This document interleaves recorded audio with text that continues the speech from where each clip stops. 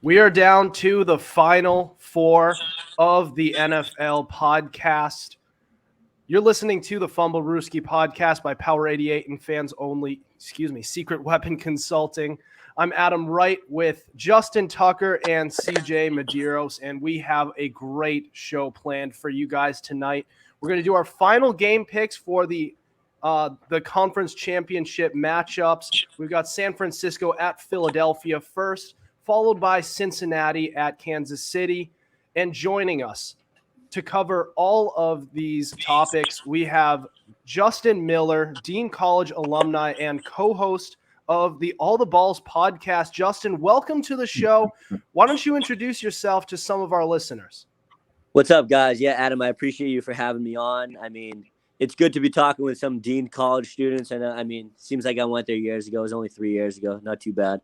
But I'm just thankful that you're having me on the show. Obviously, it's a big time of the season, especially in the NFL. I mean, like you said, we're down to the final four teams. The Super Bowl is coming soon. So, I have my own sports podcast, like you said, All the Balls. We do it, honestly, whenever our schedules allow us to. But obviously, we talk about all the sports, all the balls. But I love talking sports, so I appreciate it, Adam. And I don't know, it's a great time to be a sports fan. And even if you want to talk about some Dean College stuff, we can get into that as well. Yeah, absolutely, man. Yeah, you guys have a lot of episodes as well. You guys are over 100 somewhere, right? Yeah, I think we're going on 126 tomorrow. Yeah, we've had pretty some tough. special guests on too. So we've had like the voice of the Celtics, Sean Grandy's been on the show. We've had, I don't know if you know Maury Hirsch-Gordon, but we've had David McKinnon, who's a Major League Baseball player. We've had some good guests on. Nice. Well, you guys go check them out. But we're going to get moving on this show. So San Francisco at Philadelphia. So San Francisco, the 49ers with Brock Purdy, the team that has won 10 plus in a row, have not missed a beat after going through three quarterbacks. They are now down to their third string quarterback, Brock Purdy. So we're going to go around the table and give some game picks for this matchup. So we'll start with you, Justin. Who wins? I think it's going to be a little more low scoring than people think of this game. I mean, honestly, I didn't see San Francisco being here. I was one of those people that I didn't really believe too much in Brock Purdy. But now you look up, you're watching TV, and all of a sudden San Francisco's in the NFC Championship game. So you got to give them credit for what they've been doing for the entire season. I mean, the guy, he's not losing football games. And then obviously the Philadelphia Eagles, they've been the best team from top to bottom in the NFC all season long. Jalen Hurts has done a tremendous job. They got a great defense. As much as I want to go against Brock Purdy this week, I finally am. I'm going with the Philadelphia Eagles. 24-20 is my prediction. I think the Eagles go to the Super Bowl. I just don't think San Francisco's defense is going to have enough to stop A.J. Brown and Devontae Smith. Ooh. All right, so Justin Miller going with the Eagles to win it and represent the NFC in the Super Bowl. But CJ, who's your pick? When I look at it all, this team reminds me of the 2001 New England Patriots. Tom Brady goes down. Drew Bledsoe goes down. You get Tom Brady. And I kind of feel the same way with Brock Purdy. They're running that same scheme of be a game manager and don't screw up. The only difference is that Brock Purdy has a million weapons to play with. Christian McCaffrey, Elijah Mitchell, Deebo Samuel, George Kittle, and Brandon Ayuk, and a half-decent O-line, and a stellar defense. Now, the Eagles are a little more battle-tested, a little older, and it's going to be in Philly. But all Brock Purdy has to do is not make mistakes. That's going to be a tall order against this defense. But I think he's learned a lot from that Dallas game, and I think it's going to be a close one because, Philly's going to give you the fight of your life. But don't be shocked if the Niners just eke it out. I'm thinking, and I also do agree with Justin that it's going to be more low scoring than you would expect, which is why I think San Fran pulls it out about 20-17. All right, Tuck, what's your pick? Oh man, well, thinking about this game all week long, and this is the game I'm mostly excited for because I don't care who wins. This, to me, will be the best football game this Sunday. Thinking about it back and forth, the number one defense against the one of the best offenses against one of the best defenses. It can be a very high-scoring game or a very close game. I trust the 49ers and the Philadelphia Eagles defense, so I think the games are going to be reasonably close. I also agree with Justin thinking it's going to be low-scoring, and I think it's just going to come down to who can make the best plays. And I'm not going to lie, I think Jalen Hurts pulls it off in the end. I trust him a little bit more. I think Philadelphia is a little more battle-tested. That was earlier said because they actually are Super Bowl champions. They've been in this position before. Not to say the 49ers aren't, but they haven't won it, so they don't understand the pedigree of it since like 1995. So overall, I kind of like want to go towards the Philadelphia Eagles. I think Jalen Hurts has been phenomenal this year.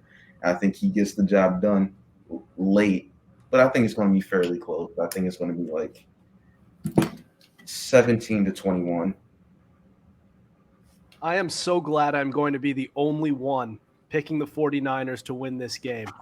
Screw it. I'm taking the Niners. Listen. What? I picked the Niners. Oh, sorry. That was my mistake. I heard you say Eagles, so all right. No. So we're going to do it. It's going to be a 50-50 split. So the 49ers. I don't want all the glory. I kind of wanted it. Maybe it was just wishful thinking, selective listening, something like that. But listen, this 49ers team is idiot-proof, and I'll explain why. You go through 3 quarterbacks and you don't miss a beat with your third string quarterback, right? This guy, now he's been playing solid, but he has shown a tendency to struggle when he's playing under pressure, but he won't even have to worry about that as much because he's playing behind one of the best offensive lines in football. He might struggle a little bit because he's facing the best defensive line in all of football, but he doesn't need to throw that far. All he has to do is get it off to Christian McCaffrey for 3 yards, and he runs it in for a touchdown. You get it to Deebo Samuel, George Kittle, Elijah Mitchell, their second-string running back, can do some damage. Brandon Ayuk, and I haven't even mentioned their defense, which can anchor this team. So all around this team, it's a rare occurrence in the NFL where you have a team that's surrounded by all this talent, but the quarterback doesn't have to be that good in order for them to win the Super Bowl. That's very, very rare. But the 49ers have that. Sometimes a team wins with a backup. The Eagles did it a few years ago. Trent Dilfer did it way, way back. He's not a backup, but he's not that good of a quarterback.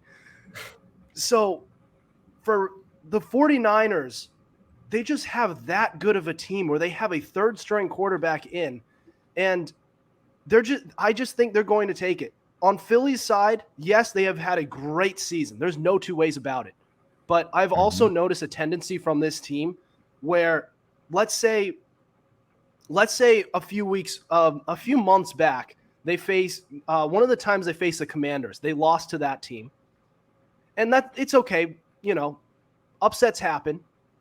But then the very next week, they faced the Indianapolis Colts, the lowly Indianapolis Colts. They couldn't get over the previous loss, and they almost lost to the Colts that week as well. They barely came back in that game, which tells me that they struggle facing adversity. They can blow out any team, but as soon as a team makes it close and punches you in the mouth, they turtle.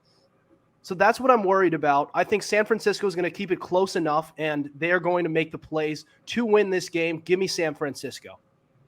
But do we have any other thoughts?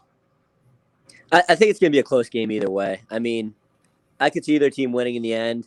I'm not a huge fan of either team, but I agree with what you said, Adam. San Francisco definitely has more weapons on the offensive side of the field, and I feel like they're just so well coached. It's unbelievable. You look every year, I feel like people count them out year in and year out, and then you look up and they're in the Final Four, Final Eight. It seems like every season.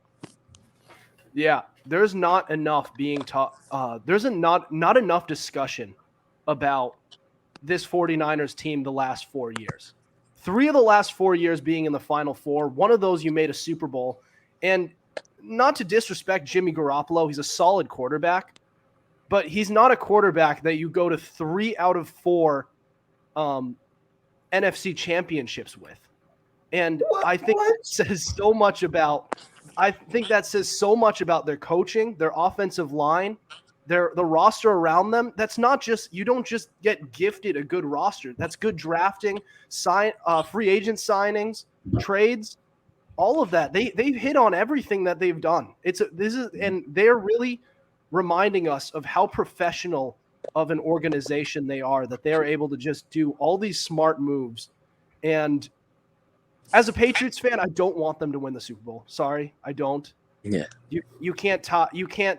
A 3-way tie does not look as good as a 2-way tie for the most Super Bowls of all time. That's just, we got to catch up. We'll see how Mac Jones does. But I did want to change gears, unless we have any other thoughts. You're I so want to go disrespectful to porn star Jimmy.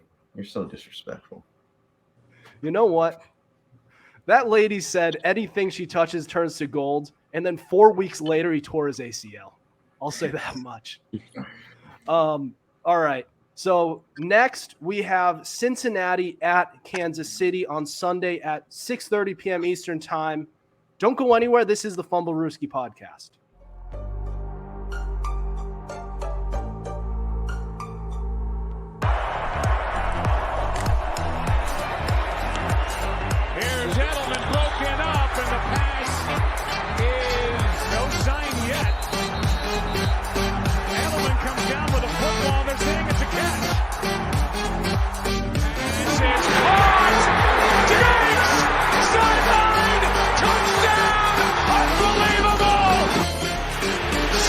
Way down the field to Watkins.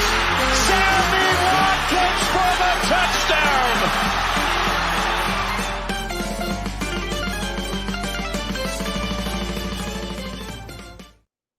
Welcome back to the Fumblerooski podcast. Adam Wright, Justin Tucker, CJ Medeiros, and special guest Justin Miller. So we are on to the 6:30 game, the AFC Championship, which is Cincinnati at Kansas City on Sunday. So a couple injuries on both sides. So on the offensive line for the Bengals, they're going to be yet again missing 3 of their 5 starters. Obviously no Lyle Collins, but Jonah Williams and Alex Kappa out yet again. So they will have to win on the road with reserves on that offensive line. On the Chiefs side, and now this is the biggest injury of them all. This is Patrick Mahomes with a high ankle sprain, yet he's been a full participant every day this week. And videos in practice show he seems fine. But Justin, we'll start with you. What's your pick for this game? I mean, I'm not going to downplay the injury. I know a lot of people are downplaying it a little bit. They showed him the other night walking off the podium, walking off the field. I don't think there's any way he can be 100% after what happened. I mean, it wasn't just a small little sprain of an ankle. But I think, honestly, he's probably going to come in somewhere at around 85 to 90%, in my opinion, in this game. Again, he's Patrick Mahomes. He's one of the best quarterbacks in the league. He's going to be all right. But the thing is, to me, is how much can that Kansas City offense keep up with the Cincinnati Bengals, their offense, with Patrick Mahomes that's about 85 to 90%. And in my opinion, even if he was healthy, I think I'm going with Cincinnati in this game. I think they've been the better team lately. As good as Kansas City is, I still think they're missing Tyreek Hill a little bit. Obviously, they got Juju Smith and Valdez-Scantling and all them. But to me, just Cincinnati on the other side of the field, they have too many weapons between T. Higgins, Tyler Boyd, Jamar Chase. Even with a little bit of a banged-up offensive line, last week it didn't seem like it was too much of an issue. In this week, I don't think it's going to be that much of an issue either. I think the Bengals' defense is also very underrated. I think they can get to Mahomes. They're going to make that a priority in this game, especially with his ankle. I think we're going to see something like 31-24 in this one. I'd be surprised if Kansas City wins. But again, you got Patrick Mahomes, but I'm taking Cincinnati to meet the Eagles in the Super Bowl. All right. So, CJ, what's your pick? So I'm looking at this up and down, and obviously this whole game rests on Patrick Mahomes' injury. Now, I don't think he's 100%, but here's something that a lot of people don't consider. So he may be fine now, but when he gets scrambling on that field and when he starts taking hits, there's a very real chance that catches up with him. And when you think about the Bengals' lethal pass rush, that's just a recipe for disaster. And their defense, like Justin said, is sneakily underrated. But you look at the Chiefs' defense, you got that pass rush also very good as well, led by Chris Jones. But the Bengals literally have 3 number ones at wide receiver. So that's just it's going to be a showdown for the ages. But I think since he pulls it out, I would say probably about 28-21, maybe 28-24 thereabouts. I'm going Cincy. All right, so we got 2 Cincy votes to start things off. Tuck. Oh, boy. I already know what your pick is, but just our resident AFC North fan. Ravens, to be specific. Tuck, you're muted. Tuck, you're muted. Good, I was muted because I just used profanity. You know damn well who I'm picking. I'm picking the Chiefs over everybody. Y'all already know who I'm picking. I told y'all this before. I'm going to say it again. I am picking against the Bengals every chance I get. I need the Chiefs to win this because I'm sick and tired of those damn players. Oh, my God, they make me sick. Now, let me just say this. I think the game will be close. I've cooled off since the last time we've had this podcast. I thought it was just going to be a straight blowout, and I call it a day. I think it'll be close. I think Joey B, being the franchise quarterback that he is, will keep the game close with the weapons that he has. But Patrick Mahomes and that Kansas City Chiefs offense is something good, special. Without Tyreek Hill, they were still one of the best offenses in the league. Patrick Mahomes looked like Patrick Mahomes as usual, and everybody's worried about the injury, but I'm not really as concerned, especially when you have a reliable safety blanket as Travis Kelce. So with that being said, I believe the game will be reasonably close. I believe 28-24 will be the score. Patrick Mahomes shows you why he's the better quarterback, and he's going to the Super Bowl this time around. Chiefs over Bengals. Please make my prediction come true. Please. All right. So I did mention on our previous episode this week that it is advantage Bengals. But proceed with caution because I think everyone is writing off the Chiefs so early because of that high ankle sprain. But they're still missing 3 starters from that offensive line, the Bengals are. And yes, it wasn't a problem this past week. Great. I'm not going to take anything away from their performance. Allowing just 1 sack with 3 reserves on that offensive line, that is very hard to do against a playoff team. That being said, it was against a Bills front 7 that was very middling in terms of being able to pressure the quarterback this year. They were very good halfway through the year, but since they lost Von Miller and other pieces, they haven't been quite the same. So looking at that, that's still that's a mismatch right there up front with Chris Jones and Frank Clark. And then look at Patrick Mahomes. I don't want to downplay his injury. I absolutely don't want to do that. But I'm starting to wonder if they misdiagnosed Patrick Mahomes. Because if he was to be, let's say, a limited participant and then he was expected to play, understandable. It's postseason time. You're going to play through that injury. We're not going to force you to, but we know the quarterback's going to want to play, and who's going to stop him from doing that? But he's a full participant 3 weeks in a row. Something feels off about that and I looked it up on how long it usually takes. Plenty of medical websites. Usually, it takes about 3 weeks to recover from a high ankle sprain. So I wonder if it was just a low ankle sprain, something like that. I'm no doctor. I'm just a fan observing. But if he's a full participant 3 weeks in a row with no limitations, 3 days in a row with no limitations whatsoever, And on top of that, you have home field advantage, and you have a complete mismatch up front. Joe Burrow's still got to get the ball out. So, with that being said, I still go Bengals, but proceed with caution there. I would not be in the slightest surprised if the Chiefs wound up winning this game, because they're actually, besides Patrick Mahomes, they're also pretty healthy there. So that's my pick. I'm still taking the Bengals, but yeah. You're taking the wrong team. I was so tempted to take the Chiefs. From seeing everything that came out this week, I was so tempted to take them.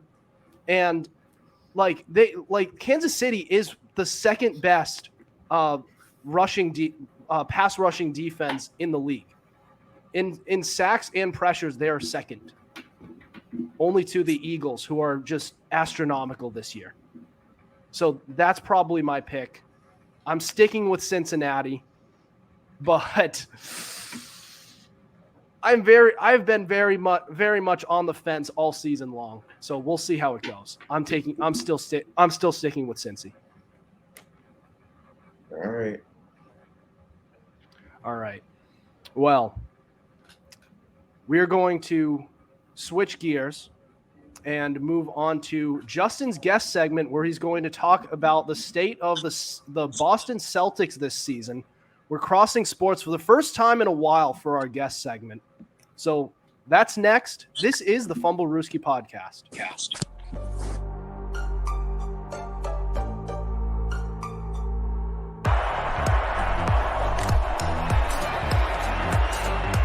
Edelman broken up, and the pass is no sign yet. Edelman comes down with a football. They're saying it's a catch. It's caught! Diggs! Sideline! Touchdown! Unbelievable! Swings it way down the field to Watkins! Sammy Watkins for the touchdown!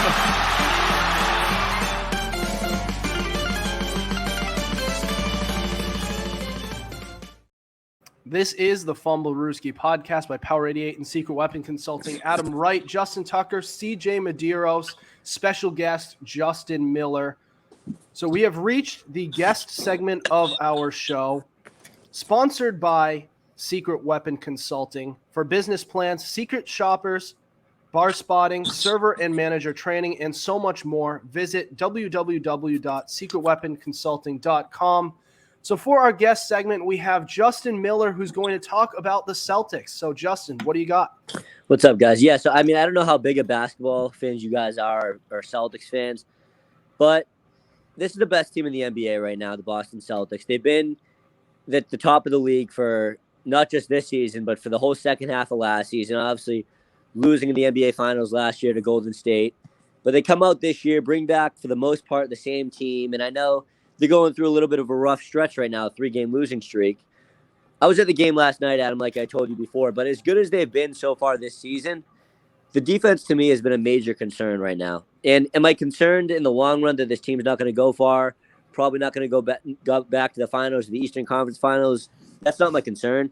My concern is the defense right now, and it seems like especially against some of the lower tier teams in the league, they're just not putting their best effort forward. And I know, like, you're playing the Magic, you're playing the Bulls, sometimes you realize it's going to be a cakewalk. But you look up at the standings and you look up at some of the past results of these Celtics games, and they played Orlando 4 times this season. They've lost 3 of those games. They've already lost 2 of the 3 they've played to Chicago so far this season. It just seems like night in and night out, they go in against some of these lower tier teams. They're not playing their best. I don't know if it's an effort thing, if it's a coaching thing. But if you look from a top to bottom perspective, their defense has been pretty mediocre from the beginning of the season until last night, where they lost that game to the Knicks. So I don't know if you guys have any opinions on what the deal is with the Celtics defense or against some of these bad teams, but to me, it's a little bit of a concern right now. Who wants to go with this? Any basketball fans? Oh, I'm a basketball fan. Oh yeah, we're all basketball guys. But listen, Celtics guys. Just in this month, out of 14 games, 13 of them, they have allowed triple digits in points. Yeah. And it's been happening every single week. And everybody looks past it because you look at the final score where the Celtics scored 120 plus every single week, which is great. It's great when you're scoring that many points. They have one of the best offenses in the league. They added a third option off the bench as well in Malcolm Brogdon this offseason. And they also have a threat on the interior in Rob Williams, who's supposed to be a really good defensive player. And he's been solid. But for their defense as a whole, there have been – that's a very fair point to raise, is that they haven't been as good as they should be, especially with how they did last year. And Malcolm Brogdon is supposed to be one of the better two-way players in the league, and his defense has been a little suspect. Same thing with Jaylen Brown. And we all know what they're capable of, but it seems like there's a lot of mental errors there. They kind of you can see during games they lose their man sometimes, and next thing you know, that guy gets a basket. And it's showing in the final scores of all of these games. It feels like every single time that they win a game, everyone looks past the fact that they allowed over 100 points every single game. Yeah. You can go. Oh, thanks. So a thing is, I would say it's an effort thing, but I'm not entirely sure. I want to say it's a case of looking past teams you should be. And Adam, I've said this before on the podcast during football, because the same principle applies. There are times where you don't tend to take an opponent seriously and you get stunned in a loss. That's what I think happens. I feel that they're kind of maybe a little bit high on their own supply. I don't think it's anything that Joe Mazzulla can't handle. And you have to remember, they've been pretty banged up this year. Smart and Williams have missed quite a bit of time. Brown's been in and out. Brogdon's starting to get a little banged up. So it's just, I feel like a lot of it is health as well, because Brown just came back. And like I said, and especially Williams has been in and out. But when Williams is healthy, our defense is usually at its best. So that's what it is. I think it's just a mental thing, and I think it's a health thing. And I think the health thing can be overcome just by a mentality kind of in a way. Now, like I said, I feel like they keep looking past opponents. And if I'm Joe Mazzulla, I'm saying, you go out there and you treat every game like it's game 7 of the finals. You leave nothing to chance. You got to stop looking past these people, because you can't play down to the competition and you can't play down to your potential. That's my main takeaway. Yeah. So I'm sure that that's part of it. I think a big part of it is it's a lot of it's an attitude thing. And I'm not sure if some of you listen to the Sports Hub, but Felger and Maz during the Celtics postseason run always used to preach this small thing that the Celtics, and I quote, would smell their own farts. In other words, whenever they're doing really well, when they're flying high, they love to notice that they are doing very well. And they take pride in that. And it's great having that confidence. But then it translates into a loss the very next game during that postseason. And it happened all the time. I mean, a lot of those postseason series, a couple of them should not have gone 7 games. The Milwaukee series, and probably that they fell down 3-2. But they probably shouldn't have fallen down 3-2 as it was. And then the Heat series, they should have taken those games in 5 or 6 games with the talent that they had, and they didn't. And it feels like that's kind of the same principle that's being applied here. They're the best team in the league. So then when they wind up facing these lower tier teams, they kind of almost take a day off, because that's just kind of the attitude that they have. A team led by Jason Tatum, Jaylen Brown. I mean, did you hear Grant Williams on some of those interviews during their postseason run? No, what did Batman say? What? What did Batman say? I didn't hear from him. He's a little full of himself. But they all have reason to be, because they're they are the best player, the best team in the league. But you've got to buckle down and put your money where your mouth is. That's kind of my take on that. Oh man. To be honest, as far as the Celtics are concerned, I think it's just a little bit of a hangover. They just came off of a grueling season last year when they made it to the finals and arguably should have won the finals, if I'm being honest. They were just a couple of plays here and there where the games just got away from them, and that's something you can't do against the Warriors. So ultimately, I think this was a nice learning experience for them, but I think it's a little bit of a hangover. Also, to start the fact that they didn't have Robert Williams to start the season was a little bit of a thing. Even though they started pretty well, the defense hasn't been the same as it was last year. So I think it's just a more so of an effort thing on the defensive side of the ball. And to be honest, there's been a few struggles here and there with Jason Tatum. This is the second 3 straight loss this team has had. And overall, I think it's just a matter of time before they actually get healthy and actually work together as a team. You got to remember, this team wasn't even supposed to be this good, doing this well, considering they just lost their head coach due to extracurricular activities. But we're not here to discuss that. But overall, I'm not mad with what the Celtics are doing. I think it's just focus things, but some of it's their fault, some of it's not their fault. Overall, I think they just need to stay the course, like you said, not play down to competition and continue their ways. I think they still would end up with the number 1 seed. Yeah, and you bring up a fair point that despite all these concerns, they are still the number 1 seed and record-wise the best team in the league right now. So they're just minor concerns. This isn't a perfect team, but they should still be favored, and I believe they should represent for the Eastern Conference in the NBA Finals. And if they don't, it would be a disappointment. But Justin, do you have any more to add? No, yeah, I completely agree with what you guys said. I mean, again, they are missing pieces. Every team misses pieces. It's an 82-game season. They still have but more than a quarter of it left. They'll be fine in the long run. It's just making those minor adjustments, making those minor tweaks, and I think they'll be all right. But they got to wake up, especially against some of these weaker opponents, especially to prepare before the playoffs. Yeah, you hit the nail right on the head there. But all right. Do we have anything else to add before we end the show tonight? Anything else we want to say? No, I'm good. Nice. Well, Justin, thanks for joining the show.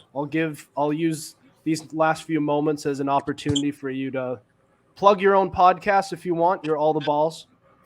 Yeah, like you said, so we do All the Balls. It's a different time every week, but you can follow us on Instagram. It's on Facebook as well, so you guys can come on sometime. I appreciate you guys for having me on, and I look forward to talking to you guys more in the future about some picks, maybe some March Madness stuff, whatever you guys want to talk about.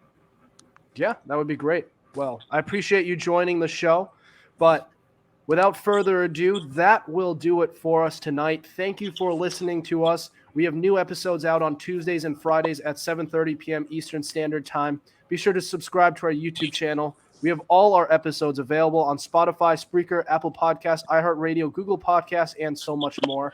Also, be sure to follow our Instagram at Fumblerooski_podcast to keep up with our podcast and latest coverage on the NFL. Otherwise, we'll see you next week. Over and out.